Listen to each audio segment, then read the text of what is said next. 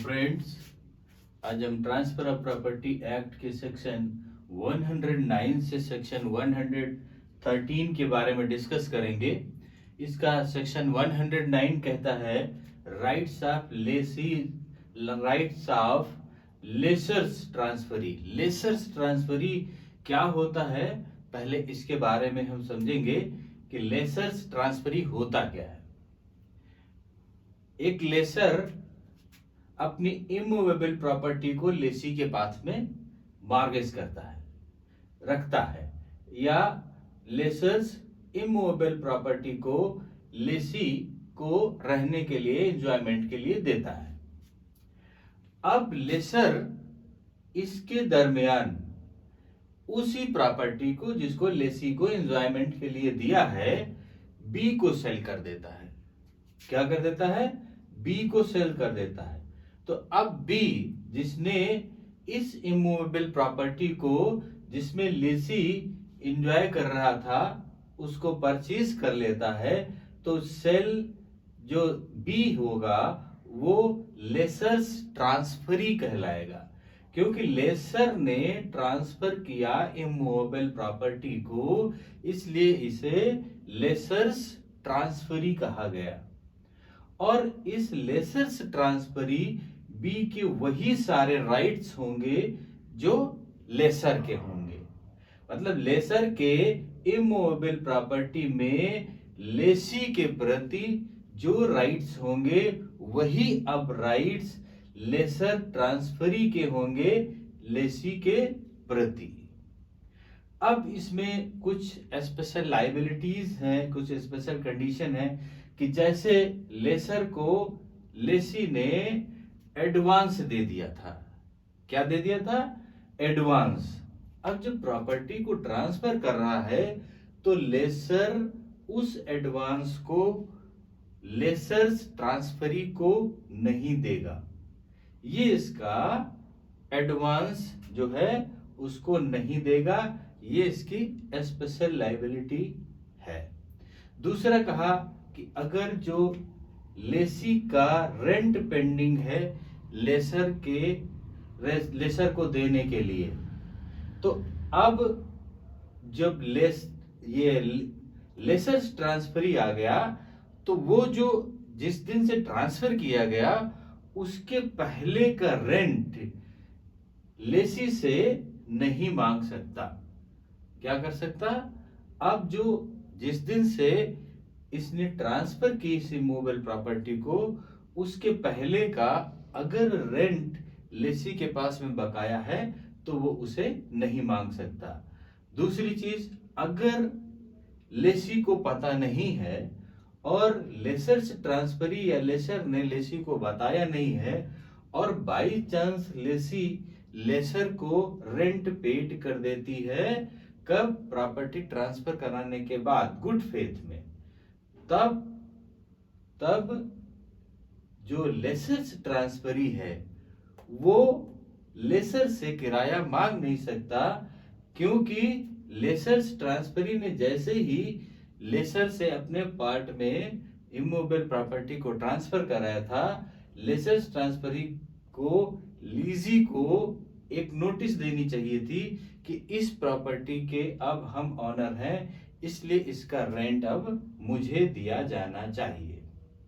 दूसरी, इसके अगली चीज में आते हैं, if part of property sale, अगर इस प्रॉपर्टी का इमूवेबल प्रॉपर्टी का, ये तो अलग कंडीशन हो गई, अगर इमूवेबल प्रॉपर्टी पूरी सेल नहीं होती है, पूरी ट्रांसफर नहीं करता है लेसर ट्रांसफरी को, उसका पार्ट कोई ट्रांसफर किया जाता है। अब लेसी तो पूरे पार्ट पे रह रहा, पूरे पार्ट में एंजॉयमेंट किया, उसने पूरे पार्ट को लिया है, तब जो पार्ट को ट्रांसफर करता उसका रेंट कैसे डिसाइड होगा? तो उसका रेंट डिसाइड करने के लिए लेसर, लेसी और लेसर्स ट्रांसफरी तीनों एक साथ बैठ करके ये डिसाइड करेंगे कि जो पार्ट हमने ट्रांसफर किया उस पार्ट का रेंट लेसर्स ट्रांसफरी को इतना लेसी देगा। ये तीनों बैठ करके तय करेंगे। बाई चांस इन तीनों को बैठ करके रेंट तय नहीं होता है, तब कोर्ट को एप्लीकेशन देंगे और कोर्ट जो रेंट उस पार्ट का जिसको लेसर ने लेसर्स ट्रांसफरी को ट्रांसफर किया डिसाइड करेगा, वही रेंट लेसी लेसर्स ट्रांसफरी को अब पेड करेगा। ये इसका सेक्शन 109 बताता है।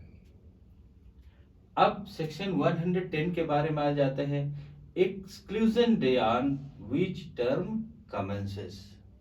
कैसे जब लीज कोई होगी तो उसका टर्म, उसका डे कैसे एक्सक्लूजन होगा।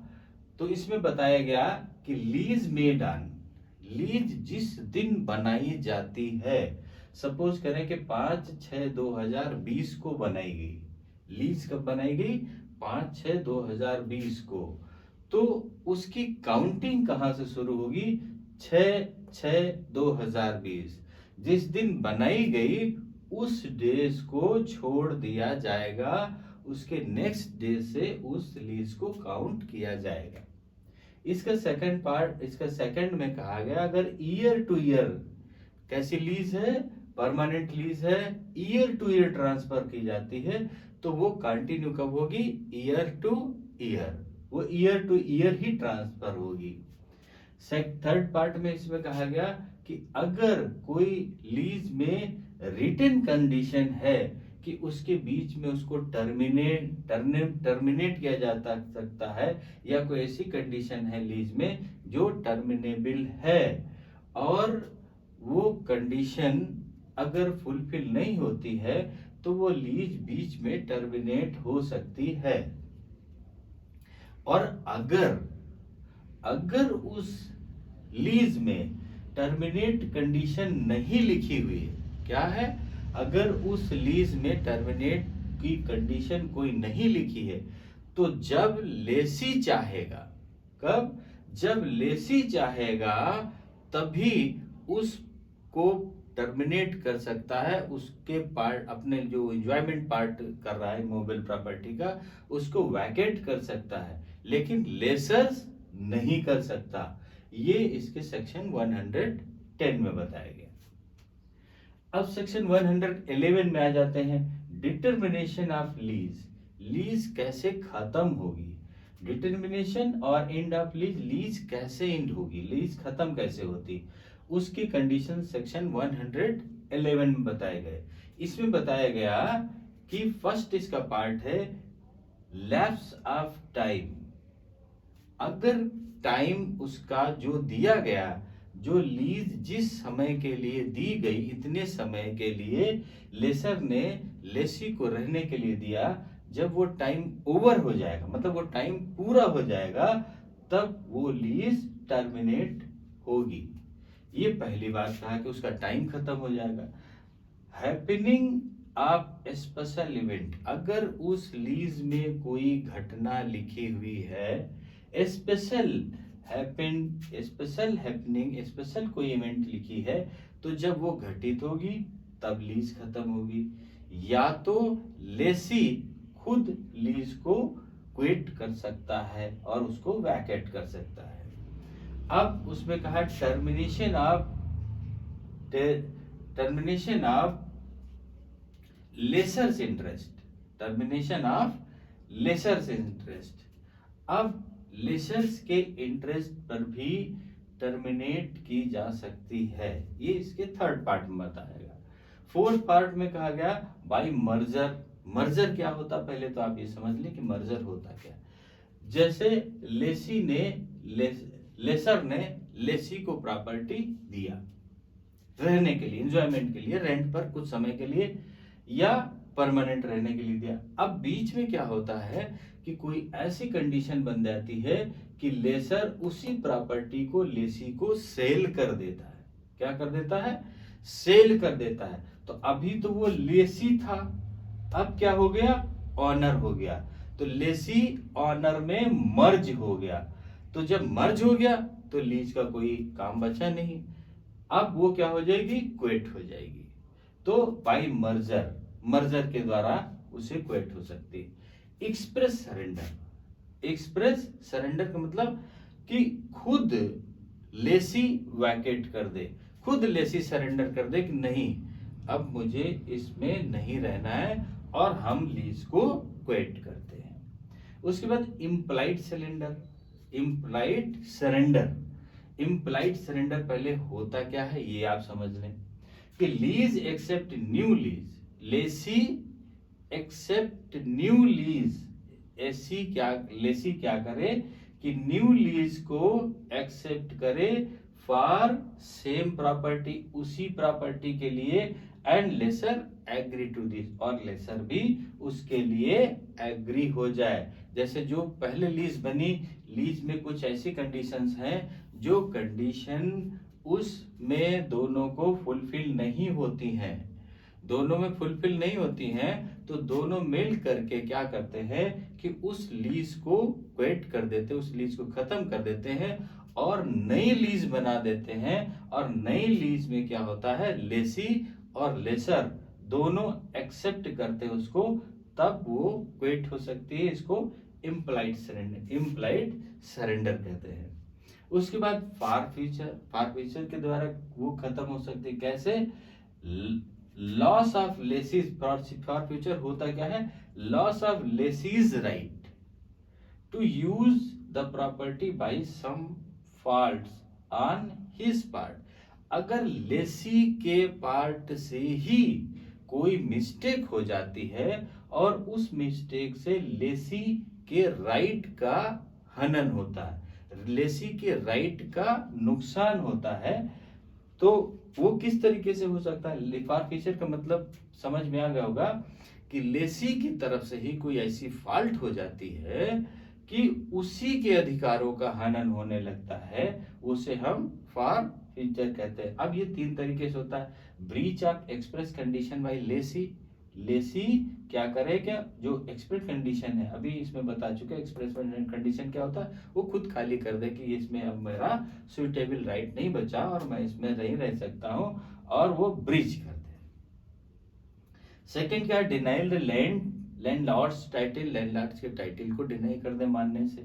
और थर्ड क्या हुआ, insolvency of the lease, lease के इंसॉल्वेंसी पर। ये अगर तीन लेसी की तरफ से मिस्टेक हो जाती है, लेसी की तरफ से कोई फॉल्ट हो जाती है इन तीन तरीके की, और उसी से लेसी के राइट्स का नुकसान होने लगता है, तभी वो खत्म हो सकती है, वो फॉर फ्यूचर कहलाता है। इसके बाद expiry of notice of quit. अगर हम उसको नोटिस देते हैं और नोटिस का टाइम एक्सपायर हो जाता है, नोटिस का टाइम जब एक्सपायर होगा कि आज से आपको सपोज करते हैं कि हमने किसी को नोटिस दिया कि 15 डेज के अंदर में प्रॉपर्टी को वैकेट कर देना, और जिस दिन 15 डेज पूरा होता है, 16 डेज उसके क्विट करने का टाइम होता है, और तब जब नोटिस का टाइम पूरा हो जाए तब उसे वैकेट करना और लीज का डिटर्मिनेशन ऑफ लीज हो जाता है, लीज का एंड हो जाता है। तो इतने तरीके से इसमें बताया गया सेक्शन 111 में कि डिटर्मिनेशन ऑफ लीज कैसे हो सकता है।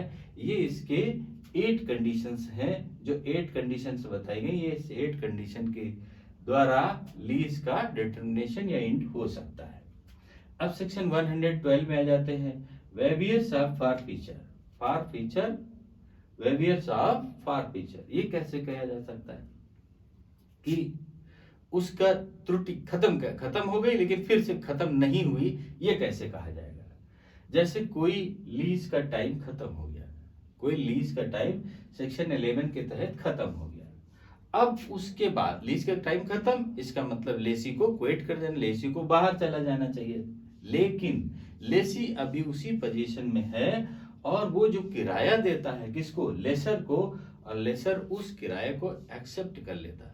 इसका मतलब क्या हुआ कि अब उसने फिर से चालू कर दिया कैसा, न्यू लीज, उसने फिर न्यूज बना दी कि उसको क्विट कर देना चाहिए था कि अब खत्म हो गया, अब मुझे किराया नहीं, अब आप वैकेट कर दीजिए। लेकिन वो अगर अगले महीना जानता है कि ये क्विट हो चुकी है, ये खत्म हो चुकी है, फिर भी वो उसको देता है और लेसर उसको एक्सेप्ट कर लेता है। तब दूसरे कोई उसको ऐसी चीज देता है कि जिसको देने से उसका राइट नहीं था, क्योंकि क्विट हो चुका था, वो खत्म हो चुकी थी लीज, और वो लेसर को एक्सेप्ट नहीं करना चाहिए था, लेकिन कोई ऐसी चीज दे देता है जिसको लेसर एक्सेप्ट कर लेता है। इसका मतलब लेसर और लेसी के बीच में जो रिलेशंस है वो ठीक है, और वो लेसी को न्यू लीज में कन्वर्ट करना चाहता है, तब वो क्वेट नहीं होगी, तब उसका रिवर्स ऑफ फॉरफीचर नहीं होगा।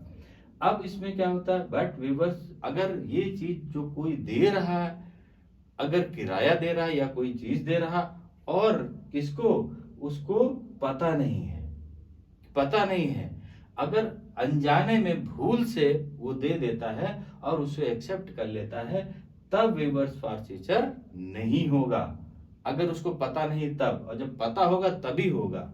उसके बाद अगर कोई सूट केस में फाइल कर दिया जाता है, कोई सूट कोर्ट में फाइल कर दिया जाता है, और उसके दरमियान कोई लेसी किराया देता है या जमा करता है कोर्ट में, और लेसर को किराया मिलता है, तब वो रिवर्स ऑफ फॉरफीचर नहीं, क्योंकि वो तो अब कोर्ट में जा रहा है, कोर्ट में डिसाइड होगा उसका, तो वो फिर नहीं होगा। ये सेक्शन 112 में बताया गया। अब सेक्शन 113 में क्या कहा, reverse of a notice to quit. Notice कैसे क्विट होगी, उसमें आ जाते हैं कि लोग जो लेसर है एक प्रॉपर्टी को, इमूवेबल प्रॉपर्टी को लेसी को लीज करता है, और लीज का जब टाइम पूरा हो जाता है, लीज का जब टाइम पूरा हो जाता है, तो उसको क्या कर देता है, नोटिस देता है। क्या कि लीज उस प्रॉपर्टी से आप क्विट हो जाइए या उसको खाली कर दीजिए, इस बात की कौन, लेसर नोटिस देता है लेसी को, और नोटिस का टाइम एक्सपायर हो जाता है। नोटिस का टाइम एक्सपायर हो जाता है, एक्सपायर होने के बाद में फिर लेसी लेसर को किराया देने लगता है, और लेसर उस किराए को एक्सेप्ट कर लेता है, तो फिर क्या होगा, वो जो नोटिस है वो क्विट हो जाएगी, नोटिस खत्म हो जाएगी, क्योंकि आपने फिर से उसको रिलेशन बना लिए और नोटिस दे दिया था, तो उसको वैकेट करा देना चाहिए था, लेकिन वैकेट ना करा करके आपने क्या किया, रेंट ले लिया, इसलिए वो नोटिस क्विट हो जाएगी। अब सेकंड में कहा कि अगर प्रॉपर्टी की खत्म हो गया टाइम, उसको हम नोटिस देते हैं, किसको, लेसी को, कि प्रॉपर्टी को वैकेट करे, तो फिर उसके बाद नोटिस का टाइम पूरा हो जाता है, पूरा होने के बाद अब क्या करना, उसको वैकेट करना चाहिए था, लेकिन वैकेट नहीं करता है, तो फिर हम दोबारा उसको नोटिस दे देते हैं। क्या कर देते हैं कि दोबारा नोटिस दे देते हैं कि इसको वैकेट करिए, तो फर्स्ट नोटिस क्या हो गई, अब बेकार हो गई, क्विट हो गई, तो फर्स्ट नोटिस उसकी क्विट हो जाएगी, और जब हम उसको सेकेंड नोटिस दे देते हैं, तो ये इसमें reverse of a notice of quit उसके सेक्शन 113 में बताया गया। फ्रेंड्स, सेक्शन 109 से 113 तक समझ में आ गए होंगे। अब सेक्शन 114 से हम नेक्स्ट पार्ट में डिस्कस करते हैं। ओके, थैंक यू, जय हिंद।